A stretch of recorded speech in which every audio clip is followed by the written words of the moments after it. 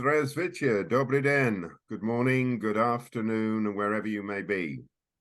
A warm welcome to you all to this British-Kazakh Society webinar on the long-standing and very successful collaboration between the Kazakh-British Technical University and the University of Cambridge. This is the 22nd anniversary of the Kazakh-British Technical University, and we're delighted to have three eminent panelists to tell us more about this collaboration.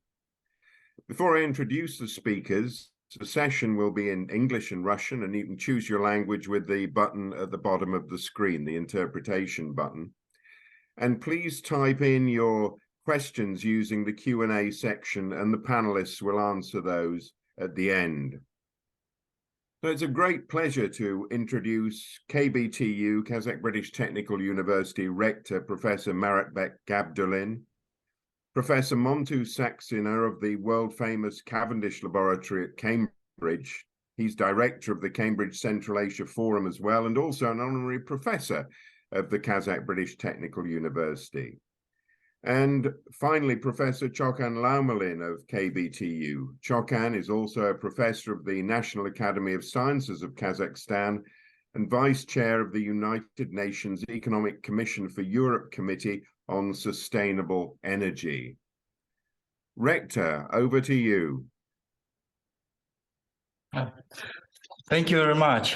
Yeah, so, I'm very sorry that I late. Yes. Welcome to this special webinar celebrating the fruitful collaborations between the Kazakh-British Technical University and the Cavendish Laboratory, marking the 22nd anniversary of our cooperations. In this event, together with our distinguished guests, panelists, Professor Montu, Saxena, representing the Cavendish Lab and directing the Central Asia Forum at Cambridge, and Professor Chokan Laumulin, professor at KBTU, and the National Academy of Science of Kazakhstan and vice chair of UNECE Committee on Sustainable Energy. We will delve into the reasons, development, and achievements of our collaborations. The publications that have been published over the past 1 year inspire us, and the effect that was obtained by Professor Montu will allow us to obtain new types of conductors with superconductivity properties, and I hope that together we can to achieve a result which will be useful for all our scientific society. This unique partnership not only strengthens tie between educational institutions, but also contributes to scientific research, knowledge exchange, and the creations of innovative solutions. We invite you to join our discussion and the value of sustaining these partnerships and how it is financially supported. Don't miss the opportunity to engage in our dialogue with our distinguished guests during the Q&A section. Thank you. Thank you for your interest and active participation.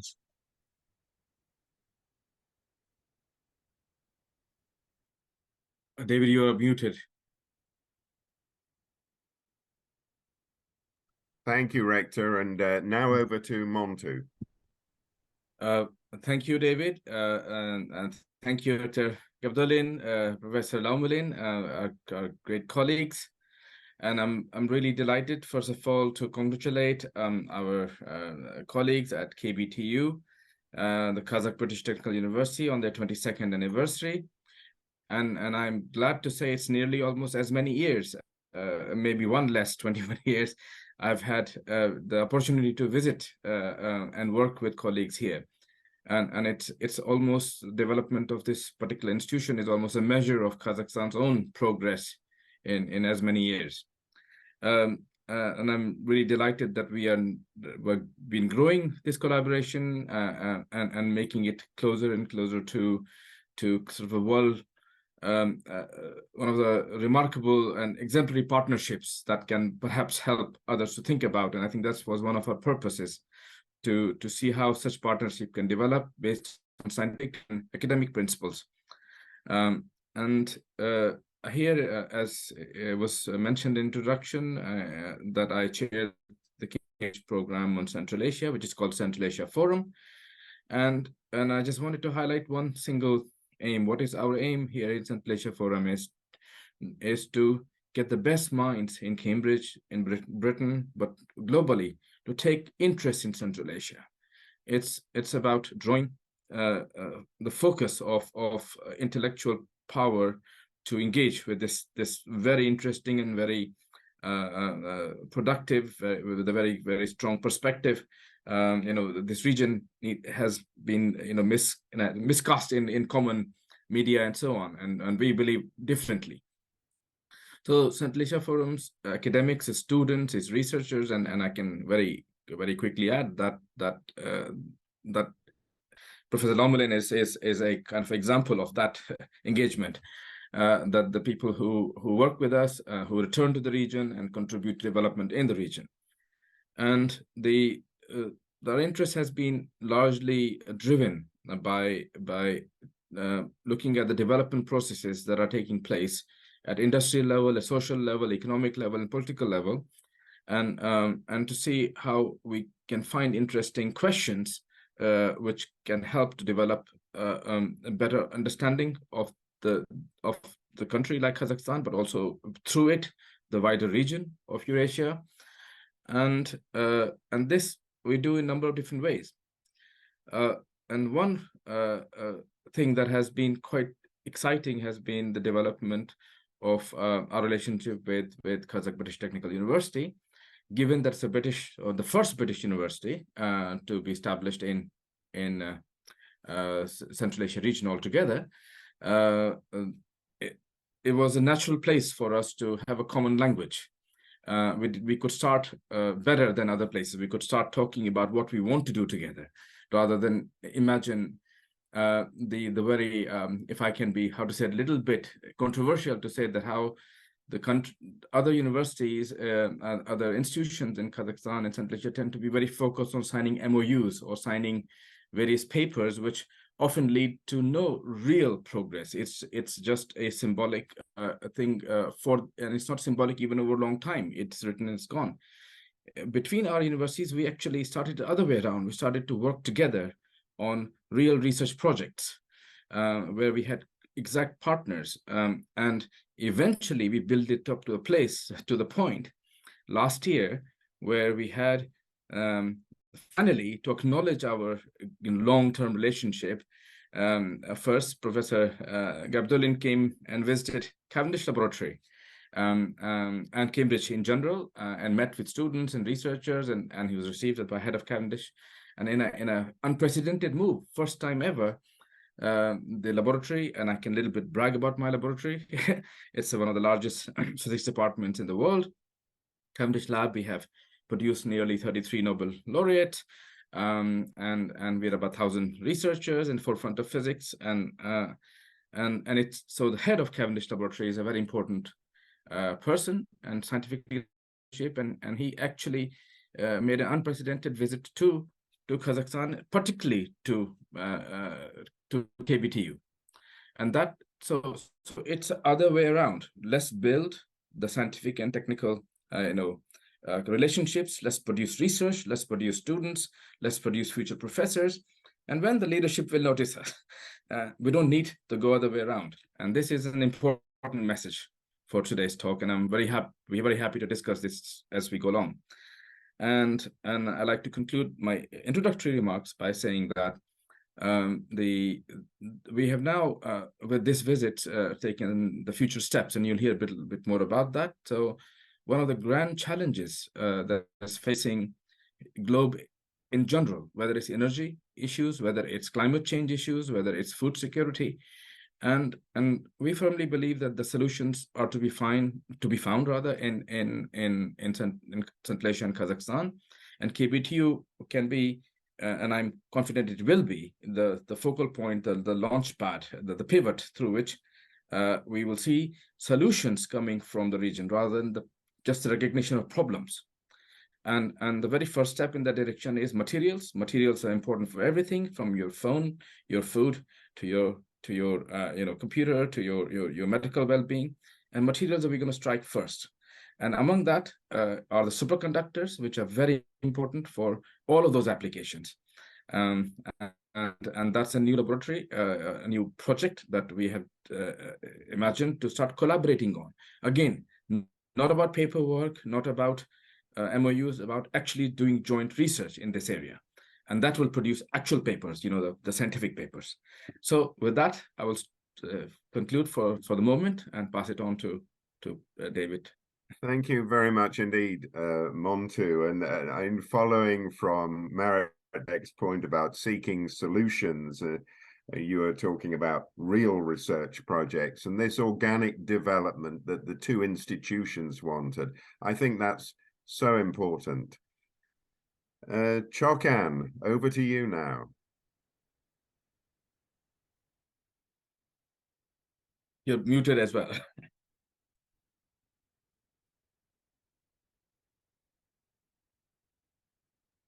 Oops, sorry, yes. Greetings. Thank you very much, David, and greeting to Professor Saxena and to Professor Gabdullin, my rector. We agreed that I will share some slides and we will keep talking over them. We will continue our discussion, and which is, I think it's important that what we're working on is slightly larger than some specific superconductivity or any other areas of research. And it began 10 years ago in Cambridge when Montu supervisor, Professor Gildan Zurich, envisaged an idea of launching fundamental research center in Central Asia and specifically in Kazakhstan. There are many reasons for this in terms of the application or any particular practical purposes. However, one of the main things which Gil highlighted while interviewing him for my thesis some time ago, that it's important to include a different kind of thinking, because for millennia, humanity had been developing in two mindsets of the settled and nomadic kinds. And it's Kazakhstan is a good example with to conduct such an experiment to try what today's former nomads can bring into science once a proper research instrument and proper field would be employed. And so we've been working on this launching, and now of the center in Kazakhstan. We call it the Almaty Center of Advanced Science and Technology. And now it's getting a global platform to discuss. It's because of the United Nations Economic Commission for Europe is increasingly involved into KBTU and Cambridge collaboration. And we just the other day, we had the third Almaty Energy Forum at KBTU, and all policymakers, a lot of important and interesting people arrived and delivered their views on how Kazakhstan and, broadly speaking, Central Asian region can contribute to tackling green agenda, providing green transition. And this is the session we had, one of the key sessions, which called Unlocking Central Asia Critical Raw Materials, Potential Challenges and Opportunities. And during these days, Montu became, congratulations once again, honorary professor of KBTU. This is a moment there. And there is our session. Unfortunately, this photograph, Montu was speaking, and he's not in there, but he was there. And it's Montu was emphasizing, and I fully agree with him, because main approach, and I keep highlighting it, sometimes even on the contrary of this, is considering raw materials, and especially rare earth metals, 17 rare earth metals, to be supplied by Kazakhstan and other Central Asian countries. However, the problem with this that President Tokayev called it a new oil. However, there is a difference. I agree with this sentence. However, the sentiment. However, it would be very difficult to build up an economy of scale just using rare earth metal as a raw export. Because however expensive a gram of, for instance, lutetium of $1,500 could be, you can't sell millions of tons of it to support the economy. However, turning it into something else, moving up in the technology chain, in the value-added chain, can help build a new economy for Kazakhstan and contribute to global development. And for this is the vivid demonstration of how research forms new economy, or can form new economies through technology and innovation. But for this, we need to create an ecosystem, and that's what we've been, with the BKS help, with the UNECE help, we're trying to do in Almaty, at KBTU specifically. And for instance, last year, the second Almaty Energy Forum was attended by then Director of the Cavendish Lab Department of Physics, Andy Parker. And this was to back up the idea of launching such a center in a collaboration. But as Montu fairly emphasized for a few times, and you, David, that we, before launching the physical side, the physical research center, we already began research at KBTU. So we created the novel superconducting materials research group, which is going to be co-run by Maratbek Gabdullin, Professor Maratbek Gabdullin, and Professor Montu Saxena. And it's going to be scientifically supervised by Professor Gilbert Lonzarich, I mentioned, and Professor Peter Littlewood. And they are very prominent world-class scientists, very known. Lonzarich was the head of the quantum matter group and involved in many subjects, in many research areas.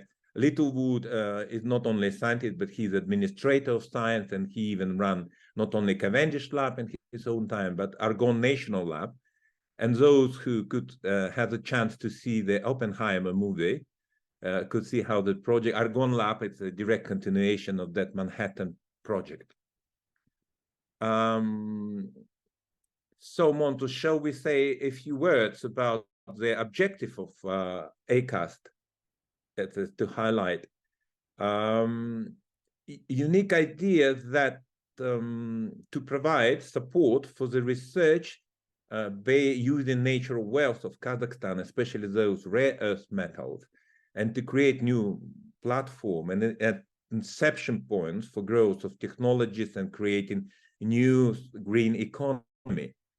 And as Professor Andy Parker last year emphasized, within the existing sets of technology, it would be almost impossible to tackle the green transition. So we need new solutions, even beyond nuclear energy, beyond hydrogen using, because the main thing which Kazakhstan is going to face is the restructuring of its economy as a result of green transition, because the price for energy is going, I don't know, rise to significant level. It's not a percent, but in folds kind. And it's important to make it more affordable. So clean energy, in my view, it's affordable and constant supply of energy.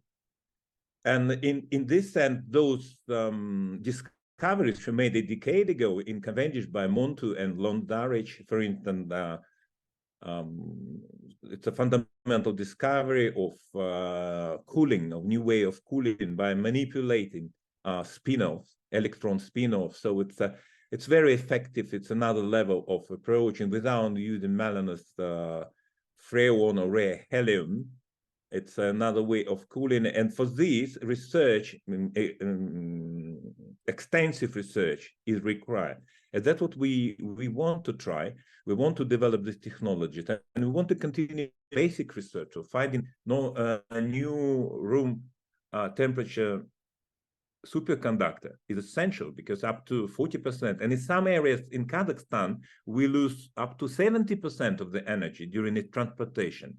So one of the most vital questions is transportation and storing energy, and superconductivity. In this sense, it's one of the directions in which all this tackling green transition issue may go.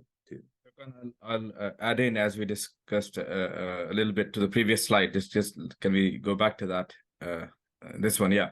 So just to add to what Chokan very clearly described, there is a further way. So for example, our project with KBTU, but our general research on these materials, which is actually, I should highlight, is funded currently by Department of Science, Innovation, Technology of United Kingdom, which has given a grant for capacity building across Central Asia. And in Kazakhstan, KBTU colleagues are the first participants within this grant. But I wanted to say was to think about what Chokan said through another eyes, through another lens. So while the superconductivity, which is a property, like, so for example, if you have a wire and when the electricity travels through the wire, it meets obstacles, which is what is the electrons and protons within the wire, and it loses energy to them. But superconductivity is a state where they can travel freely, and this was discovered in 1911. However, its exploitation has been limited, although it's exploited already. So you have maglev trains, you have your MRI scanners use superconductivity. These are everyday, but they're not widespread, not for the purpose Chokan just said, that they're not used currently for transmitting electricity or used in the circuits on your computer or your phone. So we want to get to this level of use from this very, very specialized use. And for that, we need two things which are interconnected but different. So first thing is that we need to find new superconductors which can work at more, let's say, higher temperatures, meaning closer to normal conditions of daily life. But that's not only it. We are also approaching it through the other thing Chokan mentioned, by this magnetic cooling or the other ways of cooling without using these gases and so on. We are able to find ways of cooling things in a turnkey way. So if the best kind of superconductor can reach room temperature, we have solutions for it by making it cold cheaply and easily. So there is an example for this already in the past. So you have engines, right? Engines run on heat, or lots of fire, lots of combustion that happens. That's not ambient condition. That's far away from normal life. But we may manage to make it turnkey. So when you sit in a car, you turn the key, the fire goes on and the car starts to move, but you don't think about it. So we want to bring cooling in the same way to turnkey level. So this is the kind of ways our colleagues in KBTU and my Cambridge team are thinking about solving it. One side to find new superconductors, other side new cooling solutions. So we meet both aims at once, and that's the new way of thinking. So I just wanted to add to this particular slide, but please continue with your next one. Yeah, it may happen that in some time we're going to have quantum fridges in our homes. And it's actually releases a lot of energy, this new effective cooling, and its breakthrough already happened. So we need more research to establish various sets of technologies for various purposes. So industrial cryogenics, then computer laptops, all this quantum computing, and other. And it's actually will restructure the way today's produced energy is going to be consumed, and possibly we don't need to produce so much, and maybe to transfer all the oil and gas into polymer sector, into oil chemistry, and to create other things, especially, for instance, as I know, Gildon Varish is interested in experimenting with polymer and rare earth metal in order to create a new way of conductors, not superconductors, but I mean to create a foundation for non-silicon electronics. Because today, as we speak, we approach the limit, that's Moore's law, the limit of silicon, which is limited to 1 electron volt. And today, 3 nanometers, which are transistors and chips, which are developed today, it's practically reaching that limit. And using these new generation of conductors, we can practically provide Asia with energy at home. The solar energy is going to be enough once the productivity of a chip of a different level used. And the panels can be printed already today in 3G on the printers. But however, the issue of storing energy, because we produce energy during sunlight, for instance, if there's solar energy involved, and we consume it in the night. So the question of storage is very vital. Another thing, another option for which we see, and it happened that the basic research in 90% of the cases in various countries is funded by governments, independently on political or economical regime, be it free market economy or, I don't know, state economy, as in case of China. Anyway, basic research is mostly funded by government. However, here in Kazakhstan, we found a unique niche through which we can help commercialize in the lab from initial step. It's a certification, which is an extremely urgent, pressing issue, necessity in Kazakhstan. There is no a single fully certified lab. For instance, pretty recently, a chain of McDonald's was closed and declared were many reasons, and there were many political reasons. However, one of the fundamental reasons that because of the sanction on Russia, where previously meat had been delivered from, McDonald's can't use not certified meat, and there is not anywhere, nowhere in Kazakhstan to do so these days. And nearest labs are either in Russia at Tomsk or Novosibirsk, or in China, which was until pretty recently was closed because of COVID. And by this, in Kazakhstan, hundreds of millions of dollars annually are spent on certification only. In mining sector, in agriculture, we can't produce vaccines for animals because we cannot certify them, and $400 million are spent every year on purchasing, on importing those vaccines. And local labs are not in the position to provide the services. So attracting such big name and creating the scientific collaboration, we aim at also certify the lab and provide various consulting, certification and inspection services. For this, we signed an agreement. We created one company, which is a spin-off, and we signed an agreement with Intertek. Intertek is one of the largest conglomerates in inspection and certification globally, with labs in more than 100 countries around the world. And we already at KBTU started agreed on starting some producing some simple analysis for Intertek to be covered by their certificate for local businesses.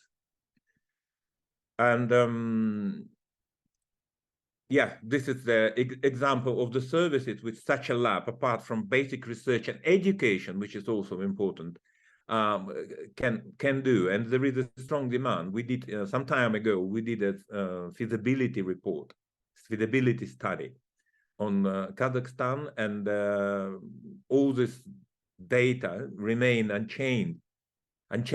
Sorry. So it's laboratory services. You can see them in the slide. Certification, business consulting, FDI consulting, IP consulting, professional training. But important thing that such a lab, and we found a sport 80 kilometers from Almaty in a very calm, fantastic area. There is a resort there called 8 Lakes, and it's science should be done in pleasant conditions, in my view. in order to create this very favorable towards development of knowledge environment. And especially quantum modeling requires, it's very difficult to do so in Almaty because the traffic is getting weirder and weirder with every day. So we want to establish it there. But more importantly, there is a 250 hectares of land around, free, reserved for this for industrial growth. When all the technologies are developed, and it's just 20 minutes away from Almaty airport. And one of the economic problems Kazakhstan faces with is that any technology transfer is not very operational in our conditions. Our labor is pretty expensive. Our weather conditions are hard, so it's any creation of physical infrastructure, economic infrastructure require additional funding. And in addition, any margin in profit is eaten by our transportation lack. But in high tech, in high technology, it's cost of transportation is not that essential. And it can be easily transported by planes. So being not far from the airport and creating all this new generation of cheap, new generation of cables, for instance, superconducting cable. Because what all these things in high technology have in common is that all these magical qualities provided by one or another rare earth metal. It's that's what I wanted, to show. That's why there's so much hassle about this critical minerals today, because all these things we enjoy without taking it for granted are provided by those rare earth metal, as I mentioned. For instance, in MacBook Pro, the color red is made from europium. The color green is terbium, and touchscreen technology is indium. Montu, would you like to add anything? Well, not to this, but I wanted to simply say that the idea of the rare earths currently, or critical minerals in general, and the periodic table, as Chokan has put it, the very important thing to remember is the point made earlier, and I want to highlight that point again, is that while majority of the partnerships developing in this area are about extraction and making extraction easier, more efficient, and greener, which is all good things. They're all good things and they should be pursued. But they need to be pursued with a very clear aim that they are not a new commodity going out of Kazakhstan, and they are used for creating value add within the region. So creating new industrial sectors which are currently either minimal or not developed at all, and this forms the basis of local creation of new production industry. And our current discussion here in this webinar, it has another aspect, and this is why it is the two university labs or two educational institutions which are talking about, is that acknowledging material wealth, it must come together with acknowledging building new cadre of people. So and that's where universities are good at. So we are able to produce. We talked about expensive labor. We talked about different challenges, and the question really remains now is, can we scale up production of people who have the right scientific and technical skills, who can work in these labs? So this is one of the major aims of our current collaboration, is to start producing the people who have the right technical skills. But we are not stopping only at technical skills. We are looking at overall. So the slide Chokan showed you earlier with the whole thing about FDI, the services, the certification, it requires a whole generation of managers, requires lawyers, it requires people with the right policy and institutional expertise. And what is unique of in our current advantage that we have here in Cambridge is that all of these people grow together. They know each other, they form networks, they understand each other's expertise, and they're able to scale that into productive things. So that is the power of a university where you have research in different areas, you have teaching in different areas, and we want to hit that already while running the ground. That's why we are also working on. So right now we have very interestingly collaboration through Bolashak project as well. So it's not only the DSIT in UK funding some of the development. We have the Bolashak program. So we actually have the vice rector from KBTU, Dr. Asel Jumasaitova, with us in Cambridge for a year, who's actually an economist. But while she's doing her research, she's becoming aware of these new practices, and she is drawing people in. And we also have now colleagues not only from KBTU, but also from GNP in Almaty, also in Gumilov and in Astana. So it's creating a network, a critical mass of people that we need for this thing to take place. So Kazakhstan is rich in minerals, but its population is relatively low compared to where, for instance, India or UK or so we need to keep in mind that all of this works together in terms of both understanding the materials basis, but also creating the human capital that will make it work.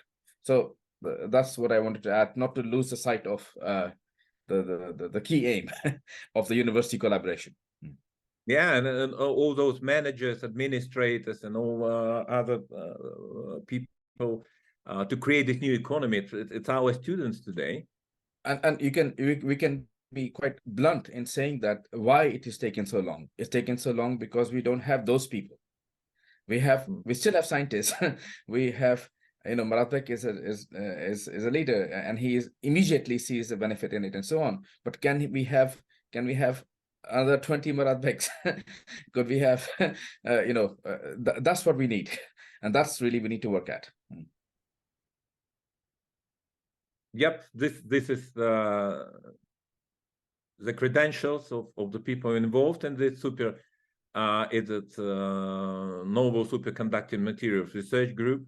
So you can read all this details about our capacities and what can be done. And below is a moment of agreeing on launching this group earlier this year. So coming back to ACAS, so what it's of course we're going to use Cambridge experience in launching labs and research, establishing research. So you can see how the forum, which is in front of the Cavendish Lab 2, it's a business incubator. So we would need, of course, launch this, because we're quite sure after doing that conducting that feasibility report some time ago, that all these Western giants, we mostly operate in Western Kazakhstan, they are very keen to launch the industrial offices surrounding the research center. And it's the same way it's done in Cambridge. So it's all this industrial corporation establishes their centers around the university, not vice versa. And it's and that is why all this land is important, and this research will continue, and certification and other things will be provided, consulting and other services will be provided. Here is the example of second Sainsbury Lab, which was a decade ago launched in Cambridge. And it's specialized in biological research, and mostly in developing cultures, new agricultural cultures, sorry for the tautology, resistant to the climate change. Because one of the problems, specifically in Kazakhstan and around anywhere else around the globe, that it's not only global warming is happening, however, that's rapid changes of temperatures, which may even not tell on the average annual temperature, but this jumps in temperature for a few days around the globe may lead us to a global hunger, for instance. And what Montu was involved partially is Cavendish 3 is going to be launched next year, yeah, Montu, hopefully. And all the documentation and the experience and the people who would establish in the most cutting-edge research center, we're going to use this experience in launching ACAST in Almaty. So today I'm in talks with the Ministry of Industry and Construction through financial holding Bayterak and Kazakhstan Investment Corporation specifically. We're going to attract funding and also it's a state public partnership.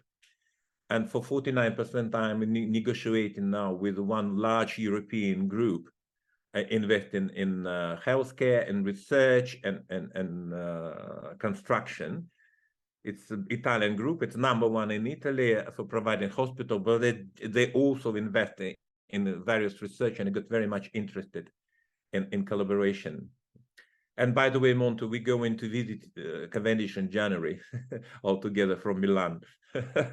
As I'm telling you, public. Chokan, that's great stuff. I think what you've been talking about, including with Montu and Rector Maratbek, is these practical implications and the wider impact and the wider need for people in particular. If I may, one of the things that's come across strongly to me is this notion of the spin-off company, certification, generating income and so on, because universities traditionally in the UK, for example, are not really very good at commercializing things. America is a different in a different situation. And I just wonder if you can say a little bit about this relationship with industry and linked to that, this sort of entrepreneurial approach. What you've described is tremendously entrepreneurial. It's got the backing of President Tokayev, who's you say has described it as the new oil, although it's perhaps not quite the new oil. But you've got this entrepreneurial aspect, but you're looking at these wider things, setting up a commercial operation, training up the people to do this. This is a colossal task. How's it being taken forward? By us. I suppose we can probably finish with the PowerPoint and we can just have a discussion. Okay. Yeah. Do you need this slide? No. No, I don't think we need these slides. Yeah. Okay. If the questions come up, we will need them. Yeah. We can show them. Yeah. We can unshare the slides if you want. So David, I'll give a short go at your question. So the three key points about the engagement with the industry. So the first one is Chokan already described in some detail that the industry needs technical services, right? Also, industry needs something that I emphasize, which is the industry needs new trained cadre, new people, skilled labor, which is needed. And Maratbek described that industry needs solutions. So we are at the level. This is why it's a university collaboration. Is that the industry is still further away from us in terms of understanding its actual needs for transition to the next stage, right? So that's why I was trying to emphasize that will actually come via policy dialogue. So industry is rightly looking at what it needs to do today. It's serving its shareholders and creating profit for them, and that's what it should do. The fact that what needs to be done next needs to, in many ways, is redirecting industry in a quite a substantial way, and redirecting that, we need to start a dialogue. but we also need reassurance that risk industry will take towards this is supported, both by having access to solutions, so access to people, and access to the governmental and institutional support. So, and I think and so our engagement, our process with that has been the big project that Chokan has brought to Kazakhstan, this Almaty Energy Forum. It allows us to convene the right people from industry, government, academia, and the triple helix, which is the firm basis of our endeavor, and give each other confidence that we are not talking in air. We're talking about concrete things, and we also accept that not everybody is going to be able to understand each other fully. So we need interlocutors and a network. So we're in that process of engagement. So it is relatively advanced in one way, but the entrepreneurialism here is not of the kind where you just look at venture capital and start producing things to for the market, because there are a whole list of things which need to be sorted out, including regulation, including safety, including production law agreements, including supply chain. So this is so we are the backbone of the transition people keep talking about. If you don't do us, you're not going to go anywhere. It's a very stark but simple message. And this is how I would answer that. Sure, I can say one more thing. The entrepreneurial industry has a focus on having the large industries, but also subcontractors, which are your SMEs, right? So if you look at the details of what we're proposing, anything from certification to laboratories to component production, these will require a variety of ecosystem, which is made of SMEs. So it generates that from it. So, and that's where you need those people who will go and do the spin-offs and comes back to the people. So people generation is what universities do. And that's why we're collaborating. So that's great. Thank you, Montu. We've got a question from the participants about the Kazakh Ministry of Science and Higher Education. I met the Minister Saxena Maratbek in London earlier this year, and the question is, what does the minister think about these ideas and what's going on? And is there any Kazakh ministry funding coming into this endeavor? Okay, thank you very much. You did. Can I answer? Yes. Okay. Yes. Okay. Today, for example, we prepared two applications for our grants, and I hope that if we will win, we can start under the state financial support first our researchers in this area. Excellent. And I should add just a short line to say that the Minister Saxena Maratbek, whom you met, our old colleague and collaborator also when he was working in academia, as I mentioned very briefly, one of the support systems we have is the Bolshak program run by his ministry, and that is sending people over to us for further collaboration. And in fact, it's kind of a mislabeled, the program, I would say. It's called internships abroad. I would say that they're not internships, they're collaborations. They're fellows who come and visit us, and we need to kind of relabel it. They're equals. We do research together and produce things together, not train them or whatever else. They even help to train our students. So that is supported by Kazakh Ministry of Education and Science, that is funded through Kazakh public funds, and that's support we're already receiving from that side. And one of the things that some of our members have talked about in the past, including the current chief executive of Kazpost, Asel Janasova, is the often the difficulty of that I think you've mentioned of getting the good people who Kazakhs might have gone abroad, Bolshak program and so on, but then getting them to come back and work in this sort of environment. And it's analogous, I suspect, to the to what Chokan was saying, that most of the industrial partnerships are about the extraction industries, and there's relatively little value added in country. Those two things seem to me to go together and be absolutely at the core of some of this thinking. Indeed. Indeed, we agree.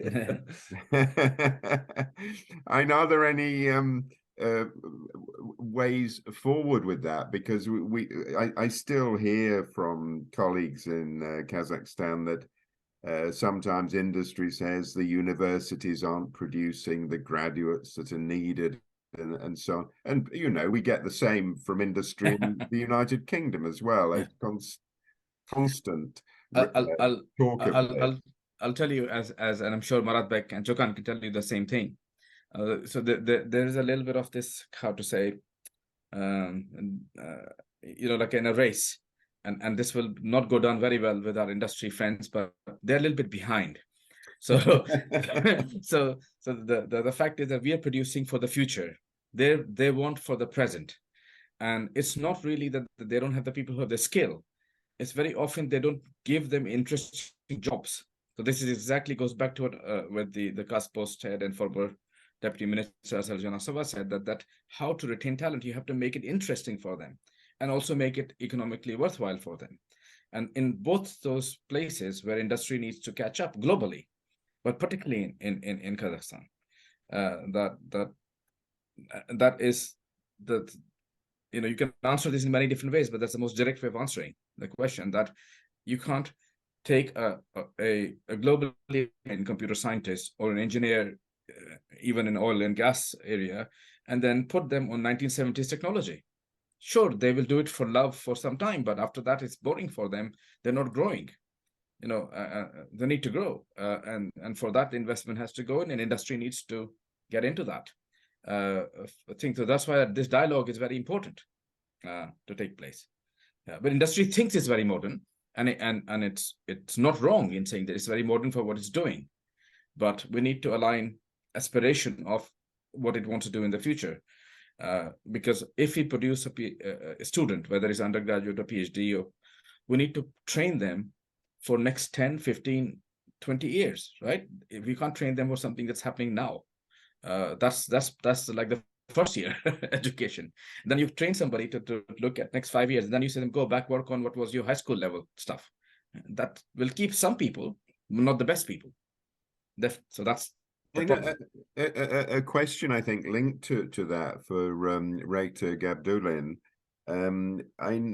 KBTU prides itself on its links with business and industry. It has an advisory board that I'm privileged to be on, looking at those links. And a number of years ago, a good friend of mine who was rector of a UK university said the key to his university's operations was getting business involved at all levels, including departmentals, individual faculties, advisory boards, and so on.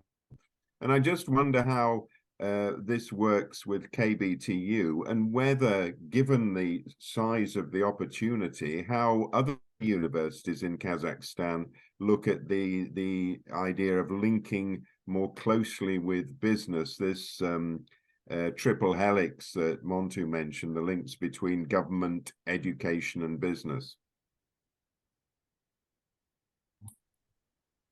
Thank you very much for the questions.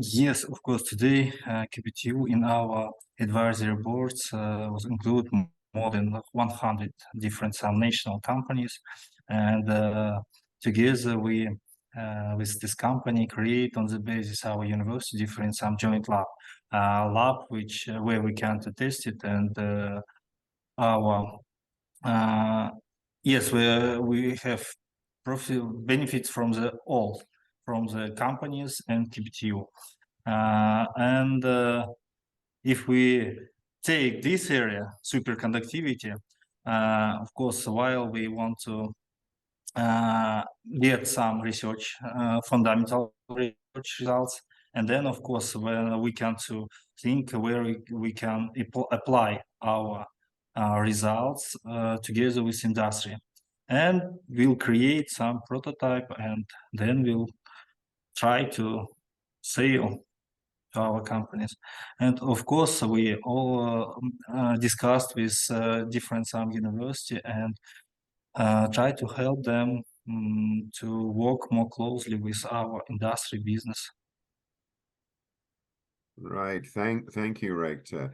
We have another question coming in, and I have never even heard of this. What is the Argon project, and is it safe for people and the environment?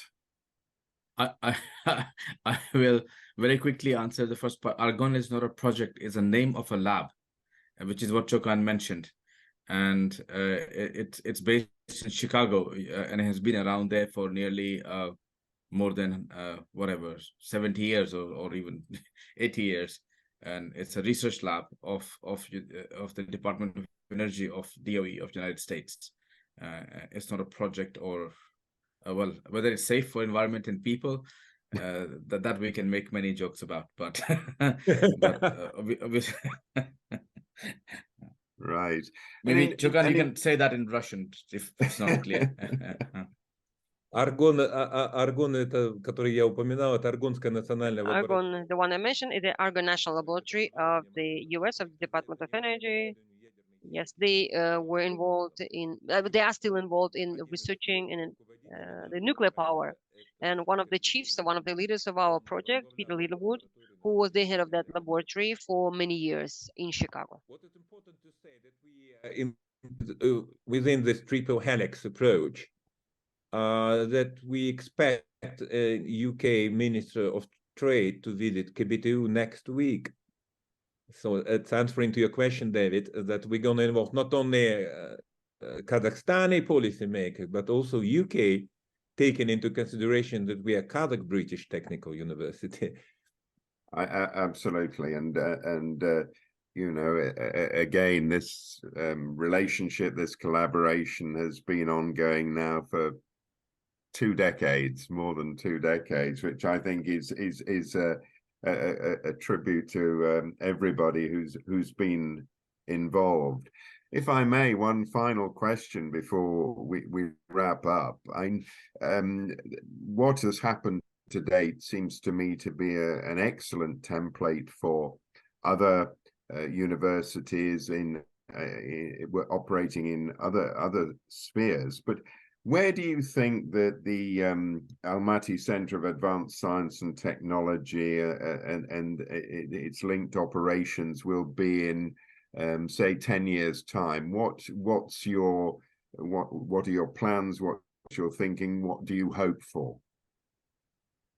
I would say from the Cambridge side, what we expect or aspire, not than expect, is aspire to have one of the leading laboratories on materials research in the world.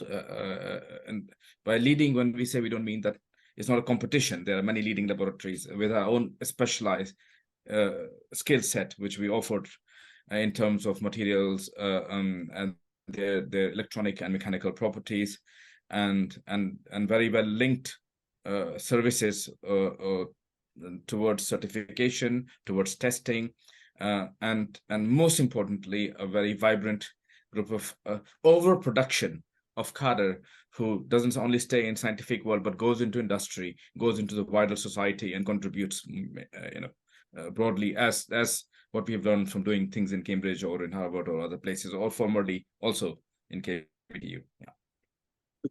To governance, one of the most vital issues is providing with cadres with polytechnic education in decision policy making, because very often, sometimes and very often, depending on what we talk about, some decisions are taken by the people without a proper expertise in these complex issues, requiring not only specific knowledge but also being in possession of a, I would even say, specific philosophy and methodology of things. That's what I teach my students. That's great. Well, thank you very much. A very big thank you to our 3 speakers, to Rector Maratbek, Gabdullin, Professor Montu, Saxena, and Professor Chokan, Laumulin. Marvelous stuff, gentlemen. Thank you so much. A thanks to our interpreter, Gaini, and to Alijan, who has dealt with the technical side and the organizational matters of this webinar for the British-Kazakh Society. Before we close, our next education group webinar will be on the 5th of December, when I'm delighted that we have a major presentation by the United Kingdom's De Montfort University, which recently set up a campus in Kazakhstan. And on the 29th of November, education group member Asel Janasova, now Chief Executive of KazPost, will be a panelist in a webinar on Kazakh infrastructure, current issues and developments. We always welcome new members to British-Kazakh Society. Details are on our website. So finally, thank you very, very much indeed for participating, and we look forward to seeing you again soon. Thank you. There were some questions, so I put my email in. Thank you, David. Thank you Thank you, very colleagues. much. See you all very Monty. soon. Thanks, Chokan. Yeah. Thanks, Maratbek.